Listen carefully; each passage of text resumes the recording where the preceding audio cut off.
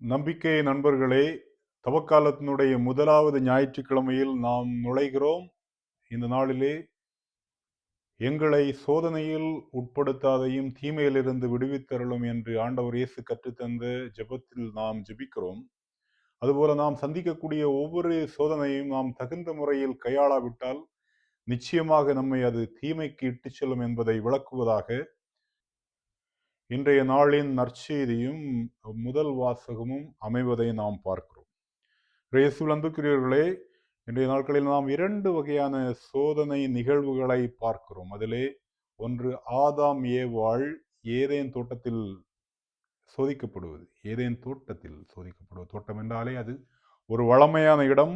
அவர்களுக்கு வாழ்வுக்கு அனைத்தும் இருந்தது என்று நாம் பார்க்கிறோம். அதே வேளையிலே நாம் ஆண்டவர் இயேசு கிறிஸ்து பாலை நிலத்தில் 40 நாட்கள் உண்ணாமல் இருந்ததற்கு பிறகு சோதிக்கப்படுவது. இந்த இரண்டையும் நாம் ஒப்பிட்டு பார்க்கவிருக்கிறோம். அன்புக்குரியவர்களே, முதலாவது ஏதேன் தோட்டத்தில் ஆதாம் ஏவாளை அமர்த்துவதற்கு முன்பாக ஆண்டவர் எவ்வாறு ஆதாமை ஏவாளை படைக்கிறார் என்று நாம் துவக்க நூலிலே பார்க்கிறோம். ஆண்டவர் படைத்து விட்டு தன்னுடைய உயிர் மூச்சை ஆதாமிற்கு அங்கே செலுத்திய நேரம் அவர் ஒரு மனிதனாக உருவாகிறார் என்பதை நாம் பார்க்கிறோம். ஆக மொத்தத்தில் ஆதாம் அல்லது மனிதர்கள் நாம் ஆண்டவருடைய உயிர் மூச்சை பெற்றவர்களாக இருக்கிறோம்.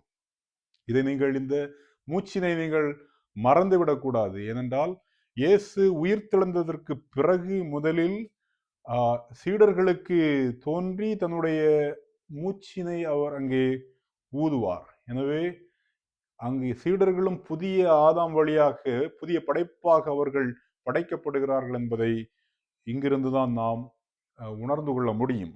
வாருங்கள், இப்பொழுது நாம் இந்த சோதனை நிகழ்வு எவ்வாறு கடந்து செல்கிறது என்பதை பார்க்கிறோம். ஆதாம் ஏவாளை கிழக்கில் இருக்கக்கூடிய ஏதேன் தோட்டத்திலே கடவுள் அமர்த்துகிறார். அங்கு அவர்களுக்கு வாழ்வதற்கு தேவையான அழகுற அனைத்து மரங்களும் கனிகளும் பழங்களும் நிறைந்திருந்தன என்பதை நாம் பார்க்கிறோம். இருந்த போதிலும் அவர்களுக்கு இல்லை என்பது அங்கே இல்லை. அவர்கள் உயிர் வாழ்வதற்கு பசி என்பதை அவர்கள் அறிந்திருக்கவில்லை.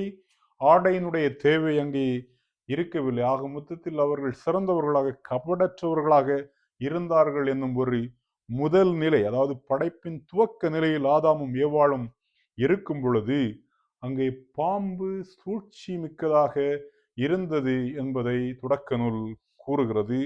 ஆக மொத்தத்தில் அந்த பாம்பின் வழியாகத்தான் சோதனை அவர்களை தேடி வருகிறது. அவர்களுக்கு அனைத்தும் இருந்ததற்கு பிறகும் கடவுள் அவர்களுக்கு கொடுத்த அந்த நிபந்தனையை அவர்கள் மீறுகிறார்கள். தங்களுடைய சொந்த சுதந்திர விருப்பத்தை பயன்படுத்தி தங்களுக்கென்று ஒரு வாழ்வினை தேர்ந்தெடுத்துக் கொள்கிறார்கள். ஏன், நானும் கடவுளைப் போல் சமமாக இருக்கலாமே என்னும் ஒரு ஆசையுடன் அவர்கள் அந்த பழத்தை தின்கிறார்கள். எனவே அவர்கள் சோதனைக்கு மாண்டு விடுகிறார்கள், தங்களை தீமைக்கு உட்படுத்திக் கொள்கிறார்கள் என்பதை நாம் வாசிக்க கேட்கிறோம். அன்பிற்குரியவர்களே, இரண்டாவதாக ஆண்டவர் இயேசுவினுடைய சோதனையை நாம் பார்க்கும் பொழுது, ஆண்டவர் இயேசு எந்த சூழ்நிலையில் சோதனைக்கு உள்ளாக்கப்படுகிறார் என்பதை பார்க்கும் பொழுது 40 நாட்கள் பாலை நிலத்தில், அதாவது ஏதேன் தோட்டத்தில் அல்ல, அல்லது வளமையான ஒரு தோட்டத்தில் ஆண்டவர் இருக்கவில்லை. மாறாக பாலை நிலத்தில் 40 நாட்கள் அவர் உண்ணாமல் பசியிட்டிருக்கிறார். 40 நாட்கள் அவர் உண்ணாமல் இருந்ததற்கு பிறகு இதுதான் ஆண்டவரை வீழ்த்துவதற்கான தக்க காலம் என்பதை உணர்ந்த தீயோன் அங்கு வருகிறார். தீயோன் அங்கு வந்து ஆண்டவரை சோதிக்கிறார். அவர் 3 விதமான சோதனைகளை அங்கே இயேசுவுக்கு முன்பு அவர் வைக்கிறார் என்பதை பார்க்கிறோம்.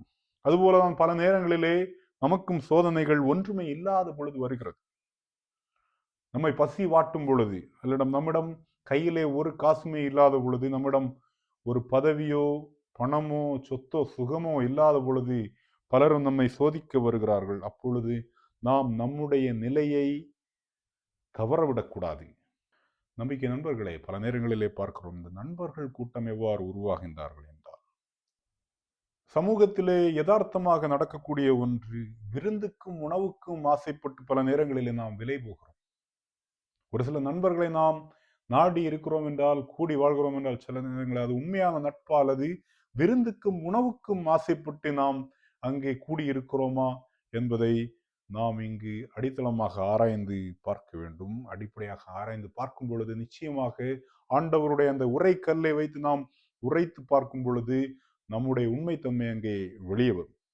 இரண்டாவதாக, மேலிருந்து கீழே குதிக்க வேண்டும் என்றால் அது ஒரு இயற்கைக்கு முரணான ஒன்று. அதை ஆண்டவர் மெய்ப்பித்து காட்ட விரும்பவில்லை. அதுபோலவே நாமும் நம்முடைய வாழ்விலே பல நேரங்களிலே ஆண்டவரை தேடி வரும் பொழுது நம்முடைய வாழ்விலும் மாயாஜாங்கள் மாயாஜாலங்கள் நடக்க வேண்டும், புதுமைகள் நடக்க வேண்டும். ஆண்டவர் என்னை அப்படி காட்ட வேண்டும், ஆண்டவர் எனக்கு முன்பு வந்து நிற்க வேண்டும், அல்லது நான் ஆலயத்தில் இருக்கும் பொழுது இப்படி ஒரு அதிசயம் நடக்க வேண்டும், அப்படியெல்லாம் நாம் ஆசைப்படுவது உண்டு. ஆனால் ஆண்டவர் செய்தக்கூடிய ஒவ்வொரு வல்ல செயலையும் ஒவ்வொரு புதுமையையும் நாம் ஆராய்ந்து பார்த்தால் நிச்சயமாக ஆண்டவர் செய்த புதுமையில ஒரு பொது நன்மை இருக்கிறது. அந்த பொது நன்மையை விட்டுவிட்டு அவர் ஒரு சில நபர்களை மகிமைப்படுத்துவதற்காகவோ அல்லது ஒரு சில நபர்களை புகழை கூட்டுவதற்காகவோ ஒரு எந்த இடத்திலும் புதுமை செய்யவில்லை என்பதை நாம் உணர்ந்து கொள்ள வேண்டும். மூன்றாவது, அந்த சோதனையை பார்க்கும் பொழுது ஆண்டவர் அழகை கூறுகிறார்.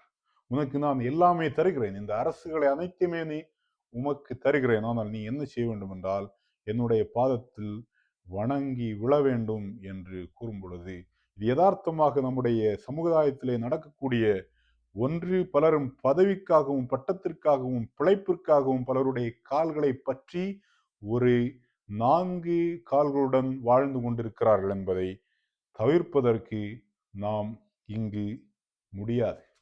எனவே இது ஒரு யதார்த்தமான சோதனைகளை ஆண்டவர் இயேசு கடந்து வருகிறார். இது எவ்வாறு இருக்கிறது என்றால், ஆண்டவருடைய வைராக்கியம், அங்கே ஒன்றுமில்லை, சாப்பிடுவதற்கு ஒன்றுமில்லை, இருந்த போதிலும் அவர் தன்னுடைய வைராக்கியத்தை விட்டு கீழே இறங்கவில்லை. அவர் தன்னுடைய விழுமியங்களை விட்டு கீழே இறங்கவில்லை. அதுபோலதான் நாம் ஒன்றுமே இல்லை, நாம் பசித்திருக்கிறோம், அல்லது நம்மிடம் பணம் இல்லை, நம்மிடம் புகழ் இல்லை, நமக்கென்று ஒருவரும் இல்லை என்றாலும் இறுதி வரைக்கும் நாம் மனித தன்மையிலிருந்து பிறழாமல் நாம் நம்பிக்கையாளர்கள் என்பதை உணர்த்துவதற்காக நம்முடைய முடிவுகளிலே நிலைத்து நிற்கும் பொழுது நாமும் அங்கே ஆண்டவர் இயேசுவை போல ஒரு சாட்சிய வாழ்கிறோம் என்பதை உணர்ந்தவர்களாக எங்களை சோதனைக்கு உட்படுத்தாதையும் தீமையிலிருந்து விடுவித்தருளும் என்று ஆண்டவரை பார்த்து ஜெபிக்கும் பொழுது நாம் சந்திக்கக்கூடிய ஒவ்வொரு சோதனையிலிருந்தும் நாம் கவனமாக அதனை கையாண்டு மீண்டு வர வேண்டும் என்றும், தீமையில் எப்பொழுதுமே நாம் ஈடுபடக்கூடாது, அகப்படக்கூடாது என்பதை உணர்ந்தவர்களாக இந்த சோதனைகளை தாண்டி சாதனை வாழ்க்கை வாழ வேண்டும் என்பதை ஜெபமாக கொண்டு இந்த ஞாயிற்றுக்கிழமையில் நாம் தொடர்வோம்.